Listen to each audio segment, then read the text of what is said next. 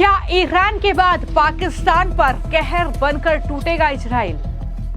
Israel के दिग्गज भू राजनीतिक निदेशक का पाकिस्तान पर चौंकाने वाला बयान। ईरान के बाद हम पाकिस्तान के परमाणु कार्यक्रम को खत्म करने की करेंगे कोशिश। इजराइल और ईरान के बीच 7वें दिन भी युद्ध जारी है। दोनों देश एक दूसरे के बड़े शहरों को निशाना बना रहे हैं। दोनों देश एक दूसरे पर मिसाइल और ड्रोन दाग रहे हैं। लेकिन पाकिस्तान की धमकी के बाद अब इजराइल ने पाकिस्तान को सबक सिखाने की ठान ली है।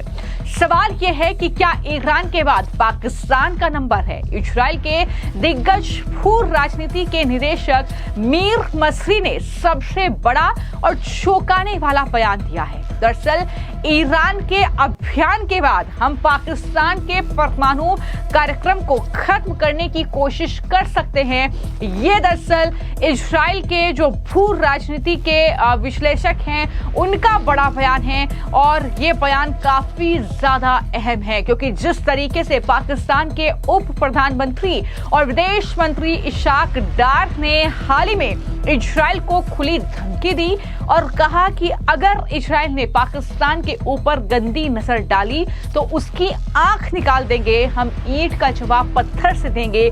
यह था पाकिस्तान के विदेश मंत्री का बयान इजराइल को लेकर, जिसके बाद अब इजराइल की तरफ से ये बड़ा बयान सामने आया है और इजराइल के भू राजनीति के निदेशक और हिर्बो विश्वविद्यालय में जो लेक्चरर हैं मीर मसरी, उन्होंने बाकायदा ट्वीट करते हुए, पोस्ट करते हुए ये बयान दिया और एक तरीके से समझा जा रहा है कि इजराइल ने इस बयान के साथ अपने मंसूबे साफ कर दिए हैं।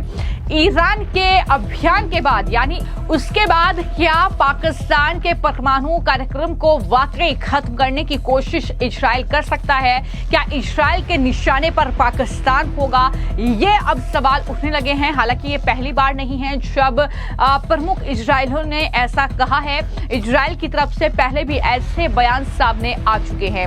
आपको मैं जानकारी दे दूं कि ईरान की सेना के एक वरिष्ठ अधिकारी जनरल मोहसिन रेजाई का एक बयान खूब वायरल हुआ था, जिसमें उन्होंने कहा था कि अगर इजराइल ने ईरान पर परमाणु बम चलाया तो पाकिस्तान इजराइल पर परमाणु हमला कर देगा।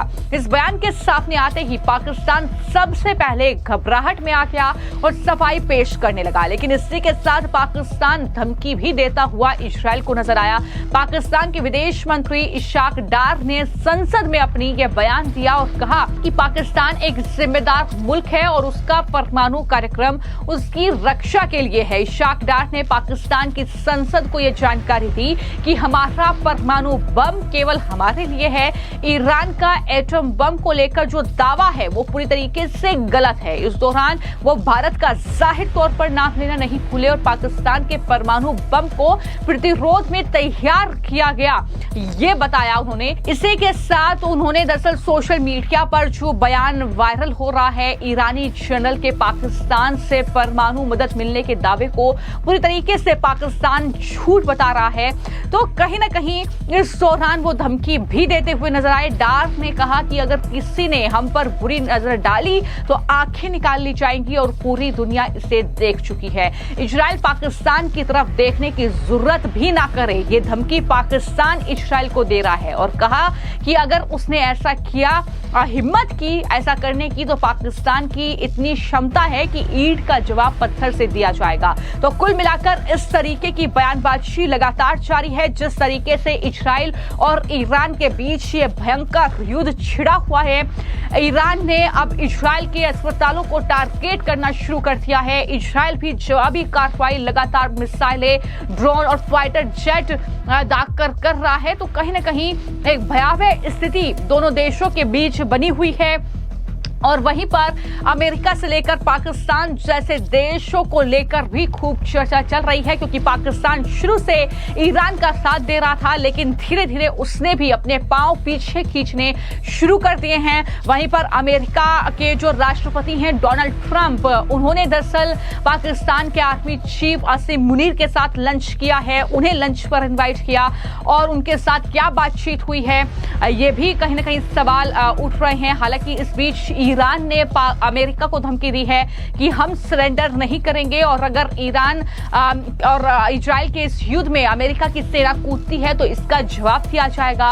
ये तमाम बातें हो रही हैं, लेकिन इन सब के बीच कहीं ना कहीं जिस तरीके से भारत शुरू से इजराइल को समर्थन कर रहा है इस पूरे युद्ध में और इस तरीके से ये पूरी स्थिति बनी हुई है, क्या इस बीच पाकिस्तान का नंबर नेक्स्ट है? ये कहीं ना कहीं अब सवाल जो है उठने शुरू हो गए हैं। हालांकि इस पूरे मामले को लेकर फॉर्मर एम्बेसडर जो हैं केपी फैबियन, उनकी तरफ से क्या कुछ कहा गया है अमेरिका की संलिप्तता को लेकर और तमाम बातों को लेकर इस युद्ध से जुड़ी हुई, जरा सुनिए। Well, here again he is being disingenuous because he has also said Iran should surrender totally.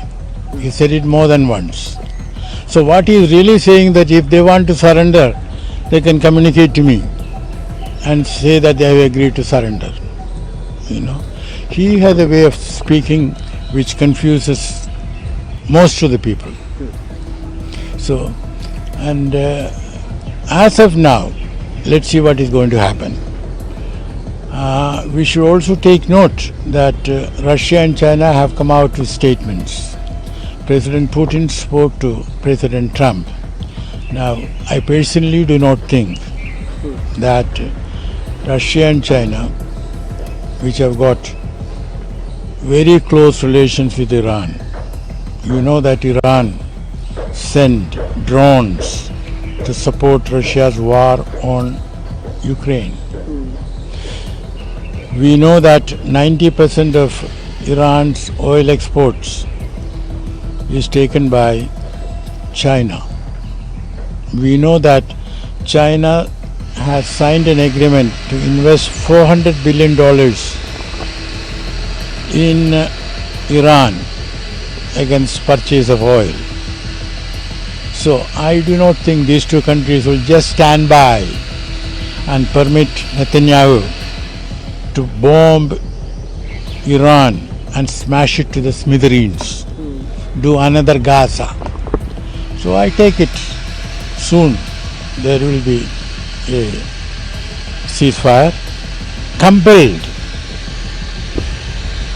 You know, Netanyahu will have to agree to ceasefire, compelled by Trump, who is compelled by Putin. Now, I want to give one formula to both Putin and Trump. Let Putin tell Trump, listen, you have been wanting to get a Nobel Peace Prize and you have been wanting to end the Ukraine war. Okay? I will agree to do it. Of course, whatever territory I have, I keep. But I will agree to a ceasefire, provided you arrange for a ceasefire in Iran from Israel. Then you will get your Nobel Peace Prize for having stopped 2 wars. Why not? तो अब सवाल ये है कि Israel की तरफ से जो उनके भू राजनीति के निदेशक हैं, उनकी जो ये धमकी सीधी तौर पर पाकिस्तान को है, आखिर क्या ईरान के बाद पाकिस्तान का नंबर है? अब इस पर कहीं ना कहीं निगाहें गड़ी हुई हैं। फिलहाल आपकी इस पूरे मामले को लेकर क्या राय है, हमें कमेंट बॉक्स में जरूर लिखें।